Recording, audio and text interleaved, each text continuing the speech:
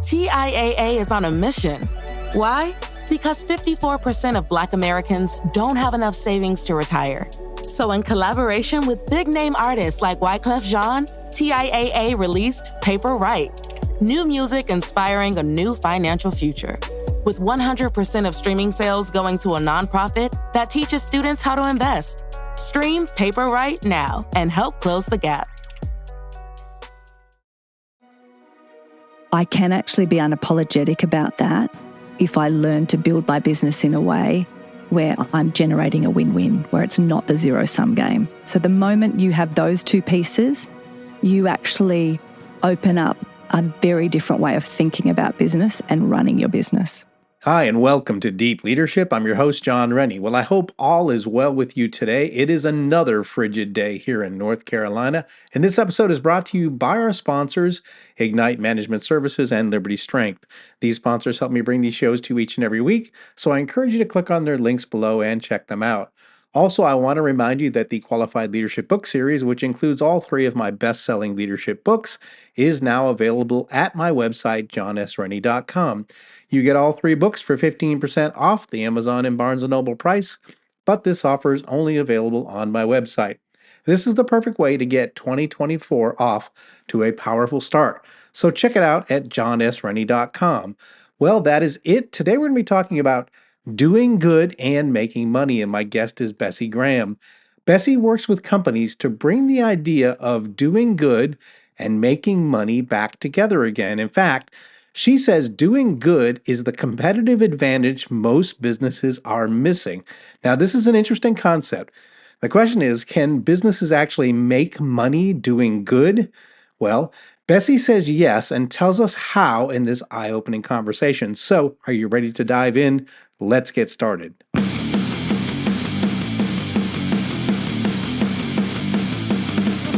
Welcome to Deep Leadership. Leadership is a people business. That's the philosophy of your podcast host, John Rennie. As a former Cold War submarine officer who spent 20 plus years leading businesses in corporate America before starting his own manufacturing business, he knows that leadership matters. Are you ready for some real-world actionable advice from John as well as his expert guests? I'm ready. The show starts right now.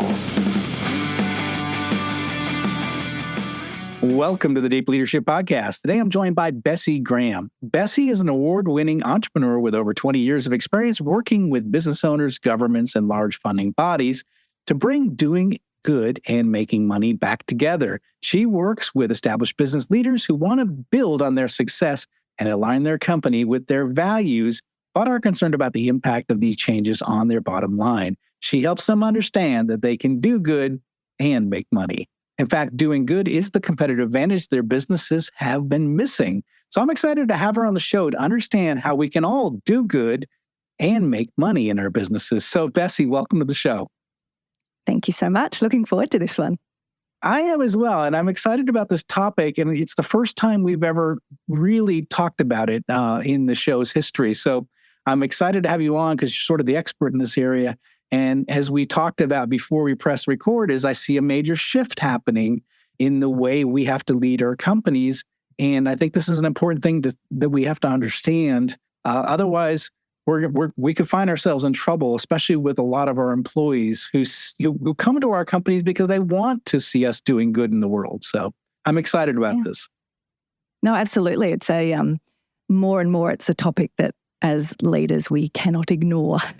No, not at all. Not at all. Absolutely. So one of the things I want to start off is that you say that each leader needs to define what success means for them. So my question is how do business leaders need to do this, and how do they avoid trying to live someone else's life or someone else's dream? So how do they help them? How do you help them, find their own personal success? I mean, it's an interesting one, and it also does tap into that initial piece you mentioned around these shifts in society and try to figure out what does it actually look like to do good in a business, or what is it to have a meaningful life? Any of those types of questions, when we come at them from a leadership perspective and a self-awareness, personal development kind of angle, really, I think that we can take the first step that I kind of come at it from is to take it all the way back to the fact that the ancients, so in the ancient Greek times, they always spoke about the foundational first step is know thyself. And when we are the types of people that are goal-setting, achiever-focused, high-performing people, and that is how we have always operated in the world. It's our natural stance to any situation. What I find is that this whole topic of success, or what success looks like, or what a strong, decisive leader is, there are so many messages externally about that, that if you are not someone who actually takes the time to pause and know thyself, then we have lived for decades being rewarded for achieving, hitting the next goal, set the next big goal, charge after that, not for pausing and actually being in a place of discernment to say, I could chase after that, but is that actually what I want? Or would that actually bring a new level of fulfillment or satisfaction? Like, is that a challenge I actually want to go after? So I would say the first piece from a leadership perspective is to go all the way back to know thyself and to use that as the reminder that we can't lead others until we lead ourselves. And if we're wondering why, particularly in the last few years, I've seen this massive increase of just absolutely exhausted and disillusioned leaders who feel like, I've done all the right things. I've worked hard. I've, given my all. Why does this not feel like I thought it would?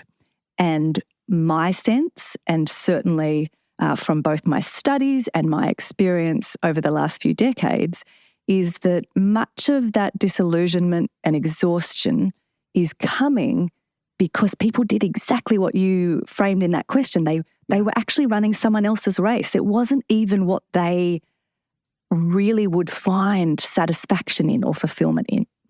So I see that as the first starting point for a leader. And then a close second kind of transitions into this aspect that I've already hinted at around the fact that we are living in a society that is telling us you can be anything you want to be. Like if you put your mind to it, if you work hard, you can be anything. And I just don't think that's true. It might be kind of technically true in some aspects, but at what cost? And part of what this exploration is for us as leaders is to say, actually, I have certain skills, I have a certain disposition that I come at things from. My unique brilliance is going to show up differently to someone else's. And unless I really get clarity on those things, I'm pretty much guaranteed that I'm heading for burnout, exhaustion, disillusionment, because my personality is going to be that I will go hard after it. And so that makes it even more important for us as leaders to do the pause, because where someone else might just plod along, we are going to go in all guns blazing. So make sure you're headed in the right direction. I think it's really important. And I know, at least in my career, I found that. I was 22 years in working for 3 global companies, vice president, moving up the corporate ladder. I saw my peers, buying fancy cars and bigger houses. And I remember thinking to myself, I don't want any of that. Like, I have no desire for that. I enjoy seeing businesses turn around and employees getting excited and hitting new records of performance. I was thrilled by that, but sort of chasing the dollar wasn't my thing. And I found part of the reason why I left corporate 8 years ago and started my own company, because I liked the freedom to be able to lead in the way I want to lead. And it was less about the money and more about, doing things the way I want to do things and not being sort of beholden to corporate policies or what have you. So for me, it was like a freedom, and it was less about money. Yeah. And each person's answer to that is going to be different. But I think the root cause or driver that you described there is going to be consistent for leaders, which is that part of why we always find ourselves in that position of leadership, or we're always the person stepping forward, solving the problem, is that we are the types of people who don't want to be told what to do. We don't want to be boxed in. And in fact, the moment you do that, I often say to people, oh, I can trick myself and think I'm getting to a place of maturity or wisdom, and then all it takes is for someone to tell me I have to do something, or like that I feel my back's against the wall, and I suddenly behave like I'm a 3-year-old having a tantrum. It's like, oh, don't tell me I have to do that. Right, so right. That's common for us. And so I think the aspect then is to say, well, then dig a little deeper. And, one of the other words that people are often using is talking about integrity and wanting to have integrity or live with integrity. And Aquinas talked about that. The phrase was integritas, but it's the same sort of topic. But it was defined as when something reaches its own fulfillment or realization. And so when we think about it as a leader, we are going to show up at our best, and it will be sustainable, not exhausting, when it is that aspect of it's our own fulfillment and realization, not an external idea of what leadership or success is. Yeah, I definitely have seen that in my life, and I think those leaders that sort of figure that out, they are less. There's a lot less stress. There's sort of like I'm doing what I was put on earth to do. I enjoy what I'm doing. I'm not, it's consistent. You're living and working consistent with your beliefs, and I think that's when that's aligned. Everything sort of calms down and life gets, good. It becomes excellent because you're doing what you were meant to be and you're living your values consistently. And I think that's there's definitely a good feeling when you're doing that. Yeah. And I think there's a hard truth that people don't really like to sit with. But if we go back to that aspect of society telling us you can do anything and saying, well, but at what cost?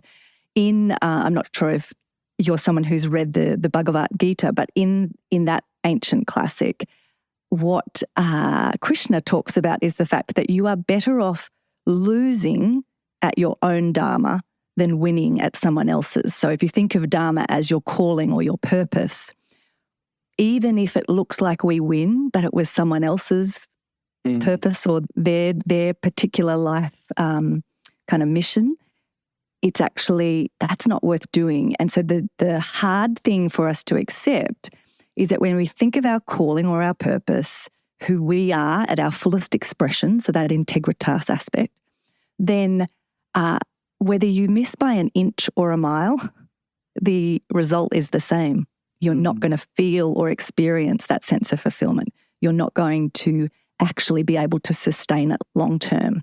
And leadership is a long game. It's not a sprint. So it's actually this as a conversation. I mean, we could have the whole conversation about it, but it's so critical for us as leaders as that starting point. Yeah, it makes a lot of sense to me for sure.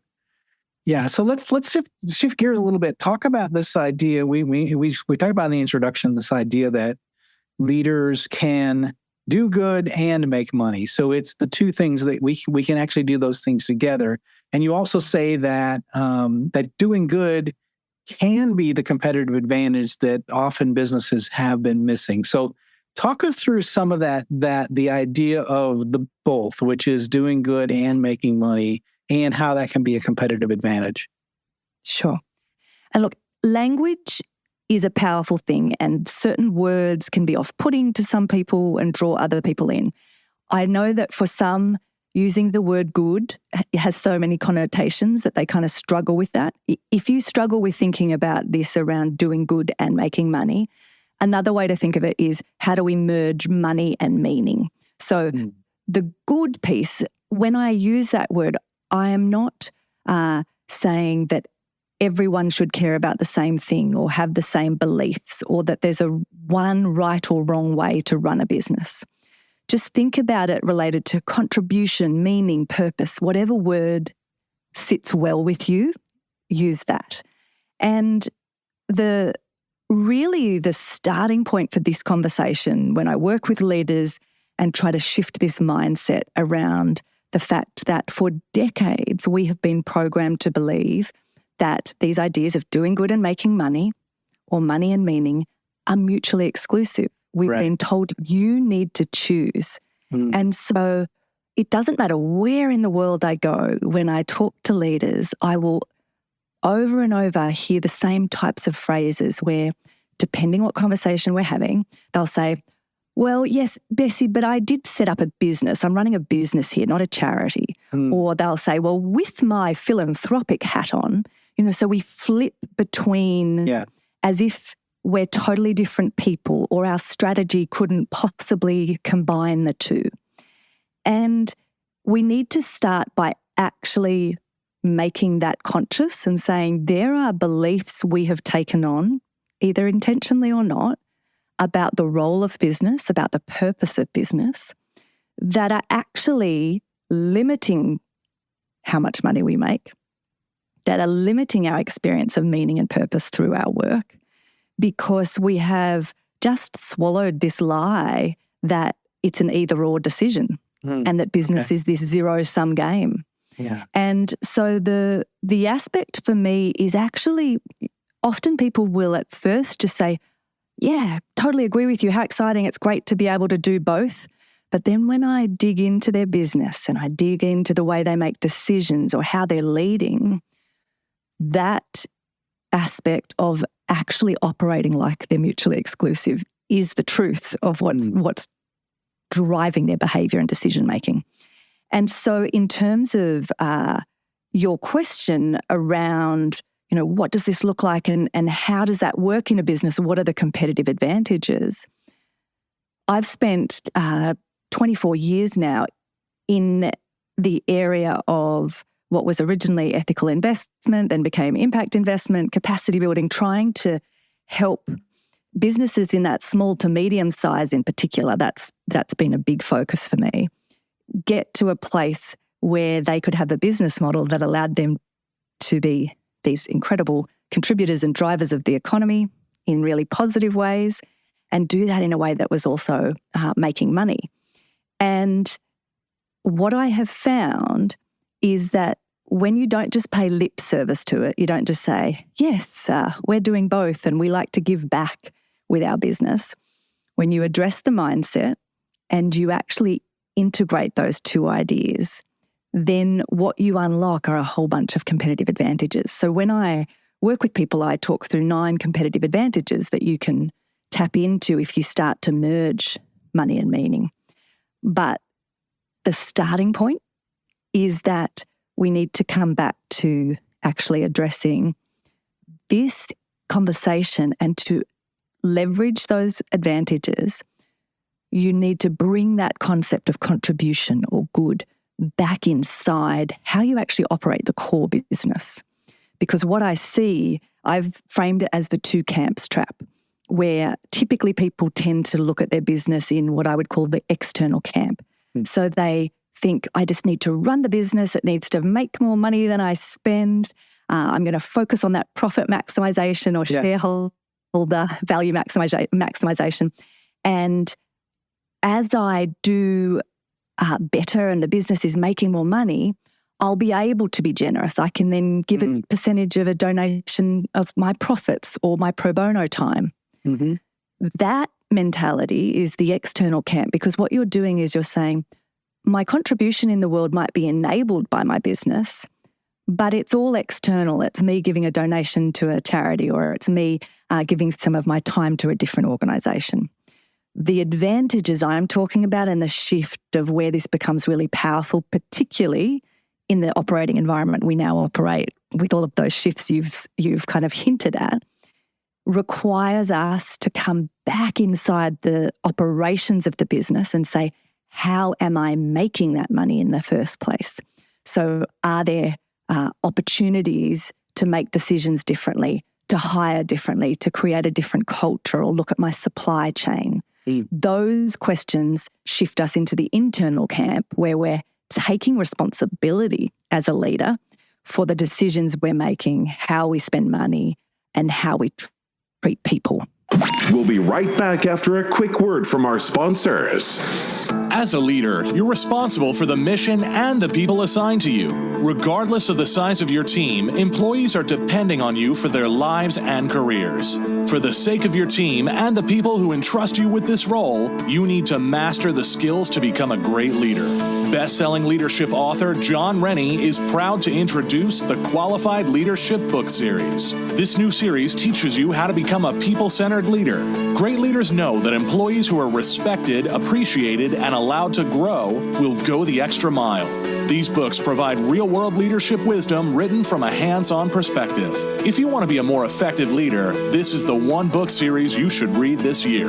This 3-book series contains the following best-selling leadership books: I Have the Watch, You Have the Watch, and All in the Same Boat for one low price of $39.99. Begin your journey to become a leader worth following.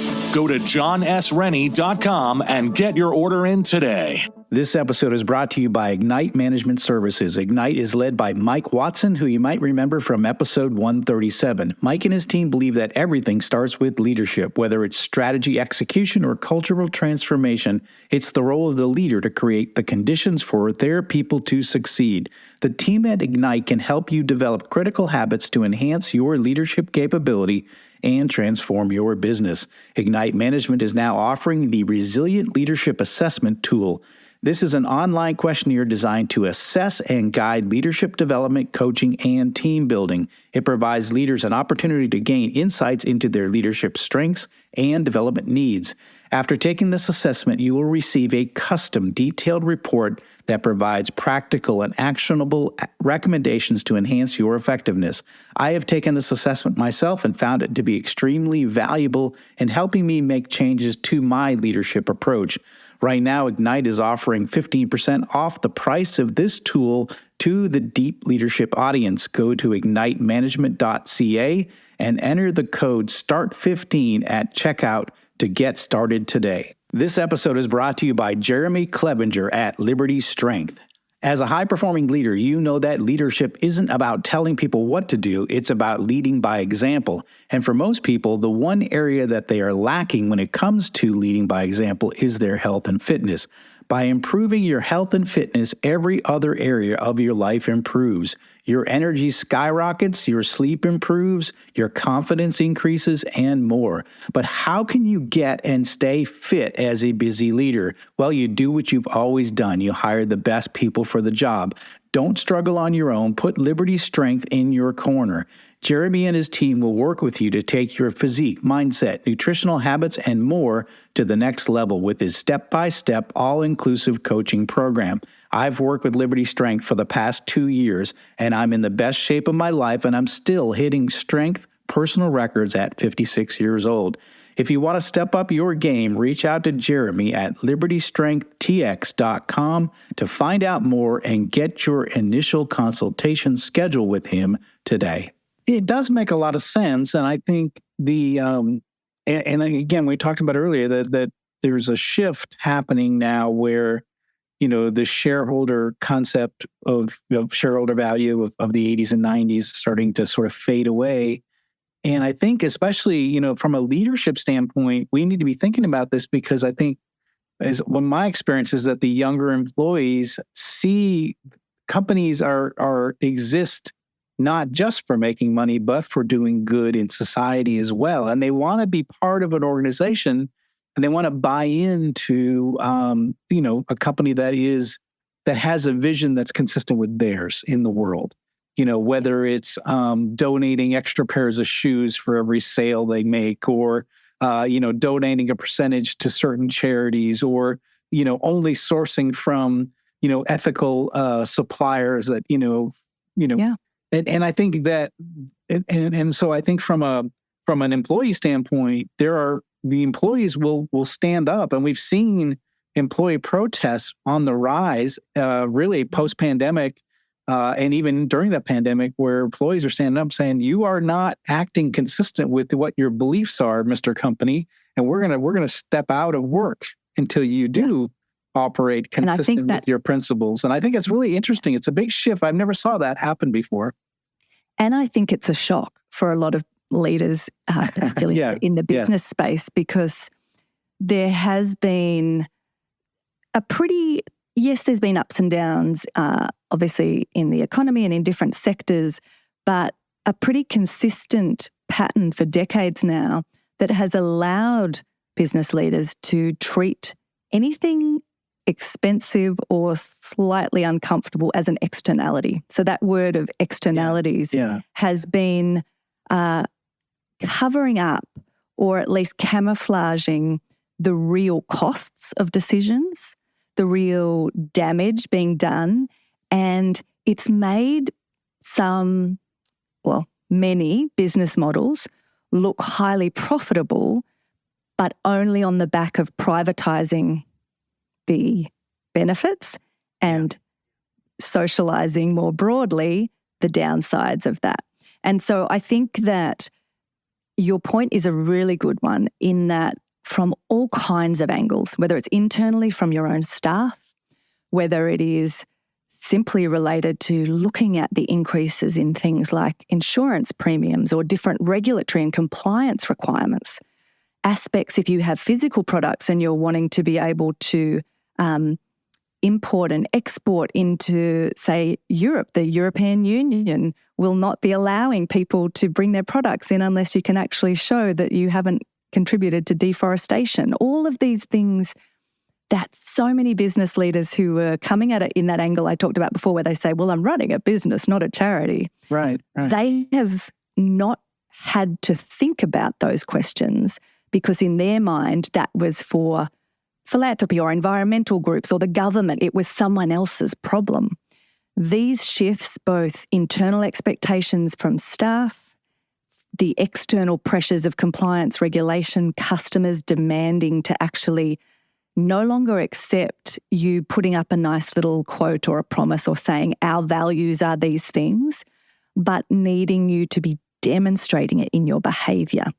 These are the aspects of why I'm really encouraging leaders to go on this journey now, because the changes are happening rapidly and they're only accelerating. So if you don't start to engage with what does this mean for my business, my advice to leaders is to say that the quicker you at least begin, I don't think it's wise for you to go from 0 to 100. So I'm not saying do everything straight away, but at least begin to look at your business differently from this perspective and start to identify where are my biggest gaps here? Where are there things where actually there's serious risk for the business if I don't start to consider this, or I'm missing opportunities if I don't get on board? There's some of those aspects that need to come in. And I think some of the examples you gave sat in that external camp category of expectations around donating to certain causes or other organisations that are outside our business. But the pieces that are both probably the most demanding of a leader's attention and that also present the biggest opportunity for us are the ones that come right back inside the business. So they're the examples you used around the ethical supply chains, or looking at, is there slave labour or child labour in our supply chain? Are there components in our packaging that we could actually reconsider? And if we go back to this creating a win-win, are there opportunities where by us thinking differently, the innovation that emerges is we actually come up with a solution that saves us money and has a better environmental impact. So I want leaders to actually come at this from a place of excitement, not going, oh my goodness, it's another thing I've got to get my head around. It's going to be a cost and an expense and a distraction from our strategy. When you start to merge money and meaning in this way and actually think about the purpose of business differently, what it does for you is it allows you to always be looking for that opportunity to create the win-win. How is this better and strengthening the financial stability of the business, but also contributing in a positive way or reducing those negative impacts in areas that are actually really important? Yeah, I see that. I definitely see that. Can you give us maybe some examples of maybe companies that have figured this out and are making, have made active moves in that direction and now have, been more successful because they've sort of embraced the idea of doing good and making money and bringing these two? I know I'm probably putting you on the spot, but I wonder if you could think of a couple of examples of companies. I have some in the back of my mind, but I'm just curious to know if you had some that you thought or have done a good job at this.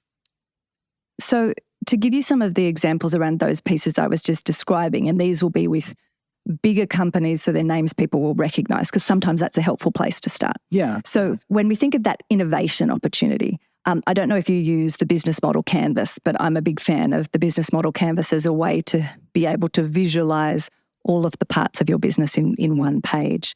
And when we think about our business from that perspective of the canvas, we always say the best opportunities for innovation sit in the back end. So think the back end of your business where you're thinking about things like your key activities that you do, the key resources you have, the key partners that you have to be able to deliver your value proposition to a customer. So the innovation piece that sits here, which I was hinting at in that last answer, one example would be that Southwest Airlines had this opportunity to innovate that part of their business where they looked at what it was customers actually wanted from them, what was important. Because so often as leaders, we can fall in love with our product or service and actually not tune into what's important to the customer. Right. So when they realized that customers were focused on, okay, I want to have on-time departures and arrivals, and I want to have a really as cheap as possible ticket. They realized that in their key activities, they had made this assumption and were just doing what all airlines did and were doing seat allocation. But they were like, actually, unlike other airlines, we don't have customers who want that prestige of I get on first and I can pick the best seat and I'm a frequent flyer. So they looked at what's that win-win where they could actually strengthen their value proposition to the customer but save themselves money in the process. So they stripped out the seat allocation as one of their key activities, which was costing millions of dollars a year with all the systems and time it was taking. And in the process, strengthened the financial stability of the business and how it stacked up, but also delivered a better outcome to a customer. So if you look at that as that win-win, we're saying, stop thinking of business as a zero-sum game where in order for me to win, someone else needs to lose. Yeah. Because those aspects you've talked to us about of, from the 70s when Friedman brought in this idea of, okay, it's about shareholder as the shareholder primacy of how do we increase their value. Those notions actually have not, if people looked at the evidence and looked at share prices, ever since that came in, the opposite has occurred. That it's actually reduced shareholders' returns because, as I said to you at the beginning, our beliefs about the purpose of business are actually limiting our ability to make money. Mm. When you think about business in that way and it's this scarcity mentality and it's the zero sum of I have to get ahead at the cost of other people, then what we do, even if it's not coming from a vicious place, so it's not that I'm saying everyone who operates like this is a selfish human, but the reality is that how it will play out is you will start to be looking for those desperate attempts of how can I increase my profits? How do I get more revenue into this business? Okay, I need to come in that back end and slash costs. The win-win and shifting out of zero sum allows us to say, if I actually learn to work my business in a way that merges these things that used to be seen as mutually exclusive, I can actually strengthen the results I deliver, the value proposition to a customer or the environmental impacts, while at the same time strengthening my business in the process. And the exciting thing for us as leaders is when you genuinely get to that place of learning how to do that and what that looks like in your business, then as your business does grow, you can be proud of that. There's not this awkward tension of, okay, I've actually had to exploit other people to make this money, so now I'm in this guilt mode of I need to give away even more money or set up a foundation to clear my conscience. So I think that probably is the segue into some of those conversations around, what does it actually look like, and how do you not get into that place where you're looking at business as being the approach that is purely profit maximization? So how do you get started? I mean, when our listeners are hearing this and they're like, okay, I get it. It's not just about doing good for good's sake. It's about doing good that's actually going to add value to the business, be a competitive advantage, also increase our profitability. So I like this. I like it's not just doing good that's going to cost me somewhere else. This is so that they get it. So how do they get started? Is it about, sitting down and really reflecting on the company's values and where they want to be or what their vision is in the future? Do they gather some of the employees and start thinking about these things? How do you go about beginning this conversation in a company? Well, in many respects, this is a bit of a full circle moment of going back to where we started, of that aspect of the reflection and know thyself. Because what it looks like is going to be different for every business. And I want it to look different for every business. So I am not a purist. I am not here teaching business leaders that there's one answer or trying to get everyone to believe what I believe or care about what I care about. I think that the best way to get great outcomes here and for business to be that powerful agent for change in the world is to actually celebrate that we all care about different things. We're all driven by different aspects, and we need that. I don't actually want every business to choose the same thematic and say, okay, we're all focusing on plastics in the ocean. Yeah. Okay, but what about education? What about health? What about aged care? Like, there's so many topics.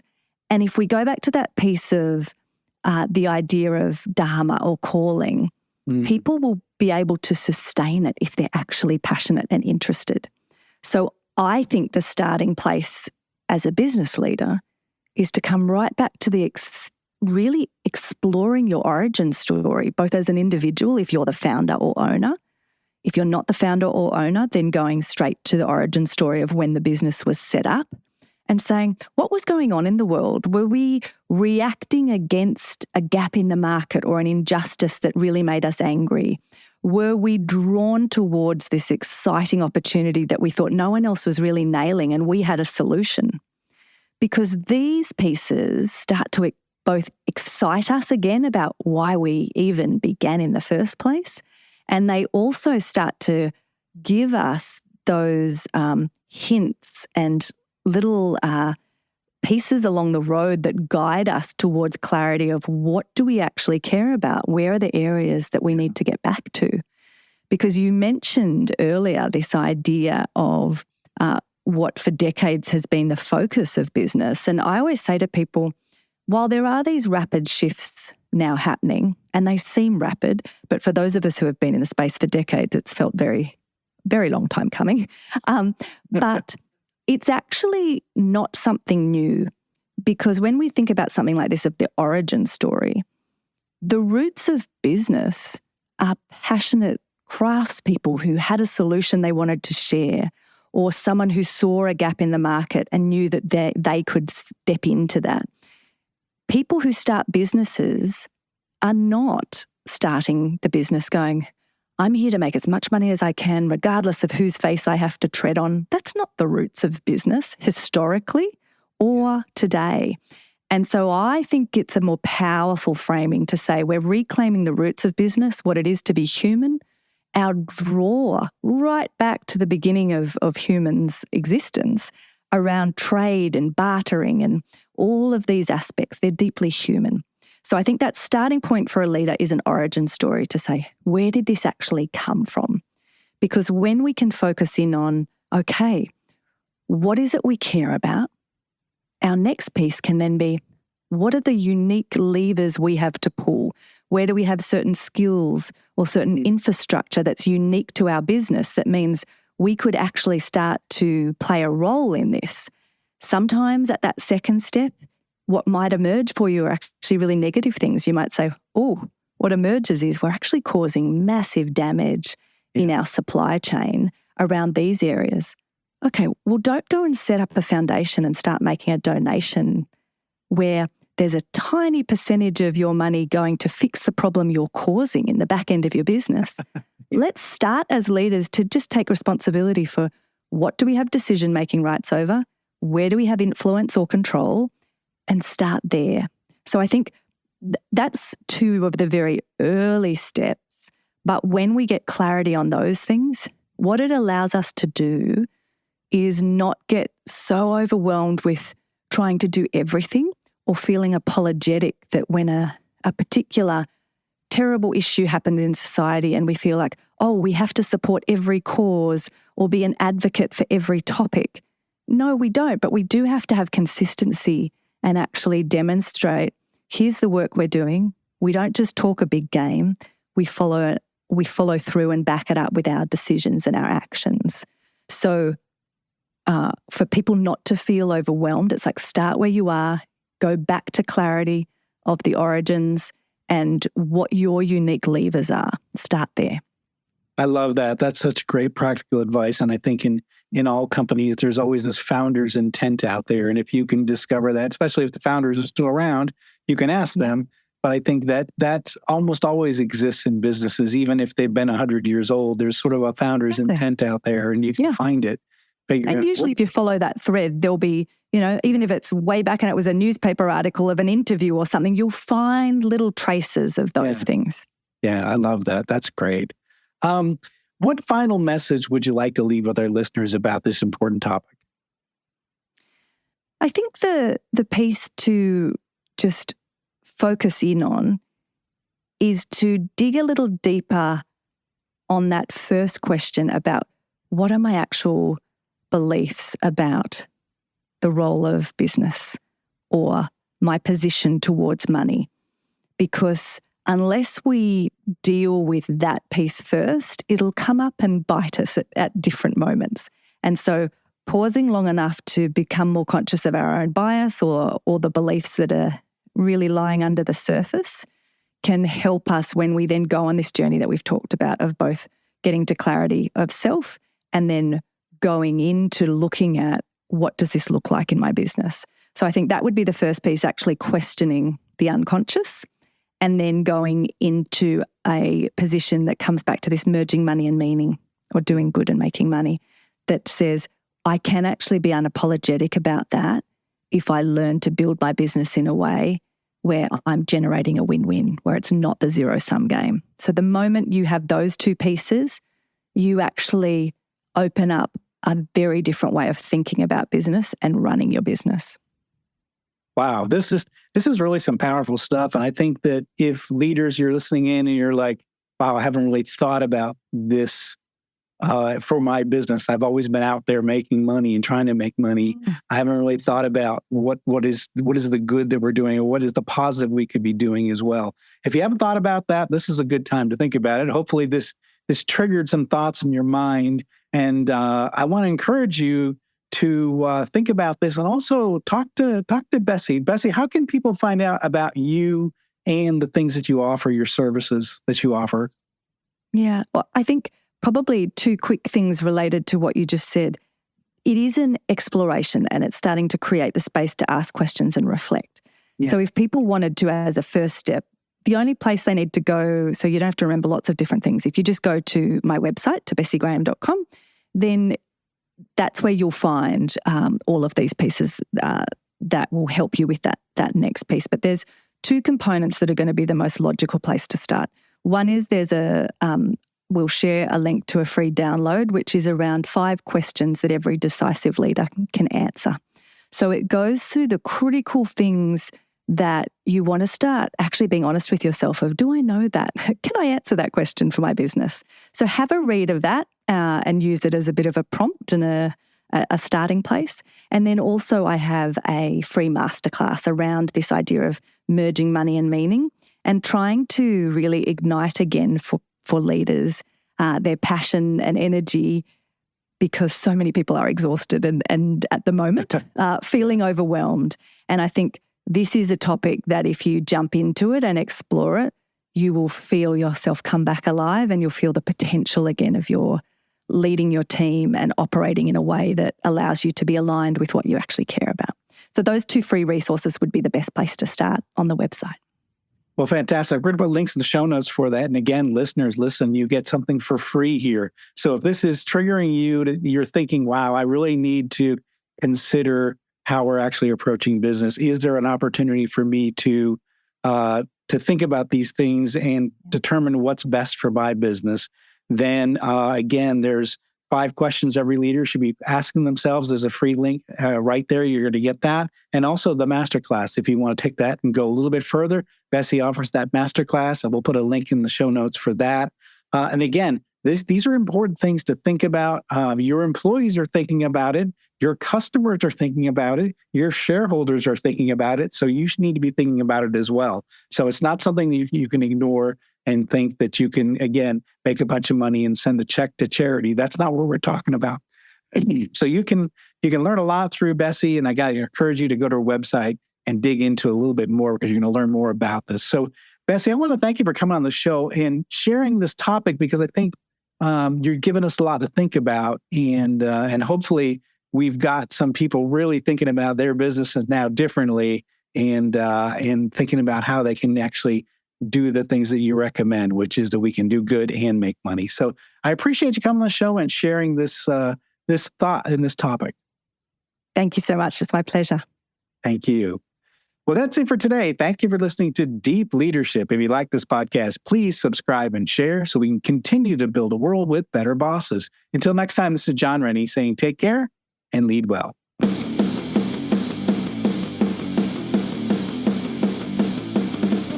Thank you for listening to Deep Leadership. Thank you. Thank you. Thank you, thank you, thank you for all you do. We hope you enjoyed today's episode. For more information and updates, please visit our website at www.deepleadershippodcast.com or johnsrennie.com. Until next time, take care.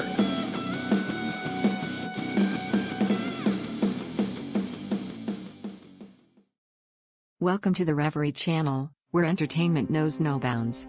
Live concerts, on-demand music, documentaries, and short films, all in stunning HD. Now on Roku TV, Apple TV, and Amazon Fire. Immerse yourself from home. And on Android and iOS for those on the move. Support creators with crowdfunding donations. Fuel their creativity. Join us in shaping entertainment's future.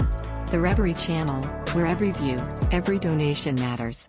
Are you a fan of classic cinema or a young person who wants to discover the best films of all time? Do these legendary movies still hold up? On the Generation Film podcast, 2 guys who grew up when movies dominated the culture share a great film with a panel of young movie lovers and see how it plays for today's generation. We discuss changes in storytelling styles, representation, The making of each film, its initial reception, and how its meaning has changed over the years. Join us as we explore cinema classics across generations on Generation Film. Electric acid.